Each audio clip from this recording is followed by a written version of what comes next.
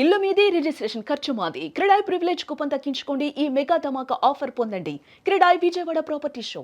కోనసీమ కొబ్బరి తోటలకి AP deputy CM Pawan Kalyan ఓ తీపి కబురు చెప్పారు. ఇటీవల కాలంలో కోనసీమ పర్యటన ఎలాంటి వివాదాస్పదమైందో అంతకంటే వేగంగా సమస్యకు పరిష్కారం తీసుకొచ్చారు ఏపీ డిప్యూటీ సీఎం. ఏం జరిగింది విశ్లేషించే ప్రయత్నం చేద్దాం. మనతో పాటు జనసేన పార్టీ నాయకులు మాధవరెడ్డి గారు ఉన్నారు. మాధవరెడ్డి గారు నమస్తే.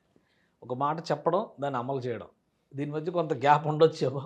కానీ ఏపీ డిప్యూటీ సీఎం విషయంలో ఆ గ్యాప్ లేనట్టుగా కనిపిస్తుంది. ఇవాళ శంకరగుప్తంలో ఆ డ్రైన్ పనులు ముఖ్యంగా కోనసీమ కొబ్బరి తోటలకు సంబంధించి జీవం పోసేటువంటి నిర్ణయం అది. డ్రైన్ బాగు చేయడము, దాన్ని విస్తరించడము, డ్రెడ్జింగ్ పనులు వీటన్నిటిని ప్రారంభించారు. ఒక 20 కోట్లు ఖర్చు పెట్టి వర్చువల్‌గా ఆయన ప్రారంభించారు. సో ఏంటి ఇంత వేగంగా జనసేన పార్టీ అధినేత, ఏపీ డిప్యూటీ సీఎం పనులు చేయడం అనేది ఖచ్చితంగా ప్రజలను ఆకట్టుకునే అంశం. ఏం చెప్తారు మీరు? 20 రోజుల క్రితం మనం చూసాం సార్. ఒక నెల క్రితమే మా అధినేత పవన్ కళ్యాణ్ గారు విజిట్ చేసి కొబ్బరి చెట్లకు మొండాలున్నాయి గానీ తలలు లేవని చెప్పారు. చెప్పి దాన్ని ఆయన ఎందుకంటే ఒక రైతు యొక్క బాధ ఏ విధంగా ఉంటది? ఒక పంట నష్టం జరిగితే ఎలా ఉంటది? రైతులని మన భారతదేశానికి వెన్నెముక రైతులు. వాళ్ళు బాగుంటేనే అందరం బాగుంటాం అనే ఉద్దేశంతోని దాని మీద సమగ్ర సర్వే చేయించి, నిపుణులు, శాస్త్రవేత్తల సలహాలు తీసుకొని అటు చంద్రబాబు నాయుడు గారితోని ఒప్పించి 20 కోట్ల రూపాయలు శాంక్షన్ చేయించి ఈరోజు శంకుస్థాపన చేశారు సార్. వర్చువల్‌గా శంకుస్థాపన చేశారు.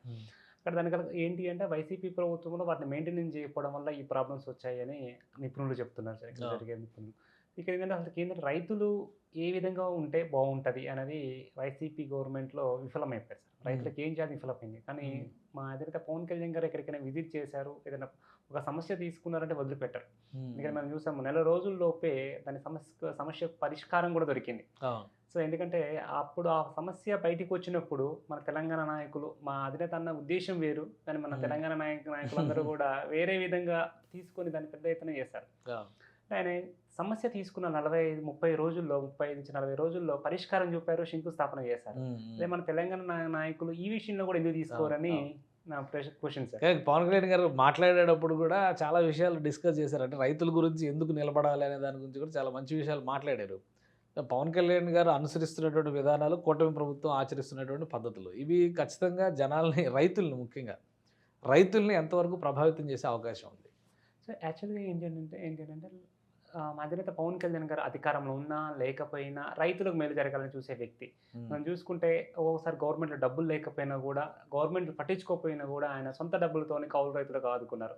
ఎంతమంది కౌలు రైతులకు ఆదుకొని, కౌలు రైతుల కోసం యాత్రలు చేశారు, మీరు చూసారే ఉంటారు. మనం అందరం చూసాం. 5 కోట్లు ఇచ్చారు. 5 కోట్లు ఇచ్చి ఆయన ఒక సినిమాకి వచ్చే అమౌంట్ మొత్తం కూడా ఇది చేశారు. ఎందుకంటే రైతు బాధపడితే చూడలేని పరిస్థితి మా అధినేత పవన్ కళ్యాణ్ గారిది. కానీ వేరే రాజకీయ నాయకులు ఎవరు కూడా సొంత డబ్బులు ఇచ్చి 10 రూపాయలు చేసేవాళ్ళు ఎవరు లేరు.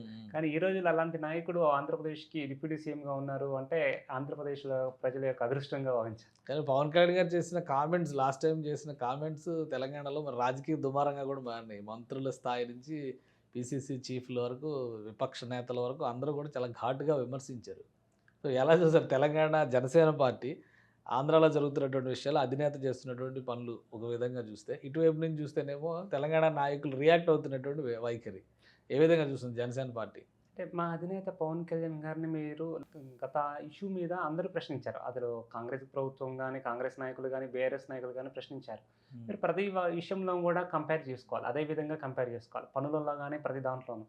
మీరు ఈ మా అధినేత మొదలుపెట్టిన ఇష్యూ తీసుకుని టేకప్ చేసిన 40 డేస్లో కూడా సొల్యూషన్ దొరికింది. మరి మీరెందుకు శంకుస్థాపనలు ఎందుకు చేయట్లేరు? మీరు ఇచ్చిన మాటలన్నీ ఏమైనాయి?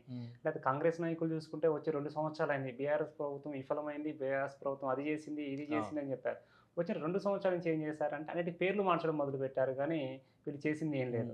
పాలమూరు గురించి ఈరోజు రంగారెడ్డి పాలమూరు గురించి విషయం ఎత్తారు. వాళ్ళు వీళ్ళేం చేశారు? 2 సంవత్సరాలు వాళ్ళు అన్నారు, వీళ్ళేం చేశారు? ఇది మర్చిపోయారు. ఇక కేసీఆర్ గురించి చెప్పాలంటే ఆయన 10 సంవత్సరాలు మంచిగా నిద్రపోయారు. ఇప్పుడు వచ్చి వీళ్ళు బయటకు వచ్చి మళ్ళీ ఇది చెప్తున్నాడు. అతను ఏంటంటే దొరల రాజ్యాన్ని మళ్ళీ తీసుకురావాలని చూసిన వ్యక్తి అహంకారంతో ఇంటికి పంపించారు ప్రజలు. కేసీఆర్ గారు మళ్ళీ వచ్చి ఇప్పుడు మళ్ళీ తెలంగాణ అనే సెంటిమెంట్ తీసుకొచ్చి ఇది చేశారు. అసలు ఇదందరికీ మొన్నటి ఇష్యూ మొత్తానికి కారణం జగదీశ్వర్ రెడ్డి ఏదో ఒకటి వేయడంతోనే మిగతా కాంగ్రెస్ నాయకుల సెంటిమెంట్ని ఎక్కడ టీఆర్ఎస్ క్యాప్చర్ చేస్తుందో అని చెప్పి కాంగ్రెస్ నాయకులు పడ్డారు. కాకపోతే యాక్చువల్లీ రియాలిటీ ఏంటంటే మనం చూసుకుంటే మూసీ నది కానీ, ఫ్రంట్ కానీ ఇవన్నీ చూసుకుంటే చాలా ఉన్నాయి. రివర్ ఫ్రంట్ బొమ్మలు చూపించారు కదా మొన్న. అంతే సార్, బొమ్మల పార్ట్నర్షిప్ సమ్మిట్, ఇన్వెస్ట్మెంట్ సమ్మిట్ అని చెప్పని చాలా ఇమేజెస్ రిలీజ్ చేశారు కదా.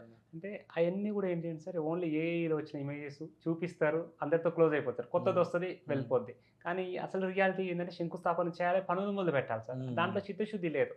ఇక్కడ ఉన్నారు తెలంగాణలో ఉన్న చాలా మంది కాంగ్రెస్ సోకాల్ నాయకులు మొన్న ఎవరైతే అన్నారో అందరి కోమటిరెడ్డి గారు వీళ్ళంతా కూడా ఏంటంటే వాళ్ళకి చిత్తశుద్ధి లేదు. ఎవరు ఏమంటారా, ఎట్లా అందామా, ఏ మీడియా ముందుకు వచ్చి ఎలా ఫైటింగ్ చేద్దామా ఇదే చేస్తారు తప్ప మనల్ని ఎవరైతే గెలిపించారో ఆ ప్రజల మీద గౌరవం లేదు.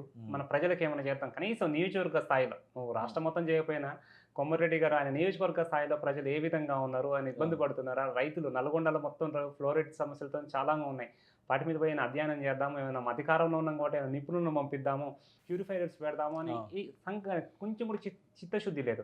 తెలంగాణ మీద గౌరవం ఉన్న వ్యక్తి మా అధినేత పవన్ కళ్యాణ్ గారు. అందుకే ఈరోజు కొండగట్టుకు వచ్చి 35 కోట్లు పెట్టి టీటీడీతోని శంకుస్థాపన చేయించారు.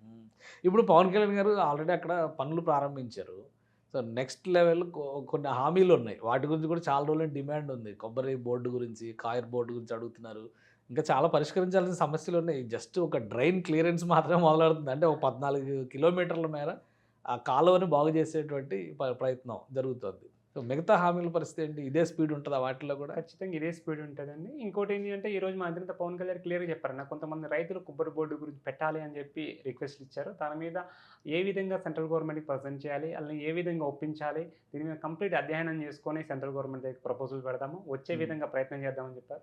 అంటే ఏదైనా సరే సెంట్రల్ గవర్నమెంట్ ఒక చెప్పి ఏంటి కొబ్బరి బోర్డు పెట్టేయని అని కాదు, దానికి ఉన్న సమస్యలు ఏంటి, దాన్ని ఏ విధంగా మనం ఇంప్లిమెంట్ చేయాలి, కంప్లీట్ ప్రణాళికతో పోయినప్పుడు పని అవుతుంది సార్. ఏదో పొయ్యి బోర్డు పెట్టేయండి అంటే సో ఇప్పుడు ఆయన చెప్పారంటే రేపు చేస్తారంతే అనుకోవాలి. ఖచ్చితంగా చేస్తారు సార్. ఆయన ఒక ఇష్యూని టేకప్ చేశారు, ఒక సమస్యను టేకప్ చేశారంటే ఖచ్చితంగా పరిష్కారం అనేది ఖచ్చితంగా ఇస్తారు సార్. అది నమ్మకం ప్రతి ఒక్కరికి కూడా. Right right. Thank you Madhava Reddy గారు విశ్లేషణ అందించినందుకు. ఇది శంకరగుప్తం దగ్గర జరిగినటువంటి శంకుస్థాపన కార్యక్రమాలు, ముఖ్యంగా డ్రైన్ల పునరుద్ధరణ చర్యలన్నీ కూడా ఖచ్చితంగా కోనసీమ రైతాంగానికి మేలు చేసేవని మాధవరెడ్డి గారు చెప్తున్నారు. అలానే పవన్ కళ్యాణ్ గారు చేసినటువంటి వ్యాఖ్యల్ని రాజకీయం రాద్ధాంతం చేసినటువంటి నాయకులు ఆయన పనితీరును చూసి నేర్చుకోవాలని విశ్లేషిస్తున్నారు. ఇది స్పెషల్ డిస్కషన్. Keep watching.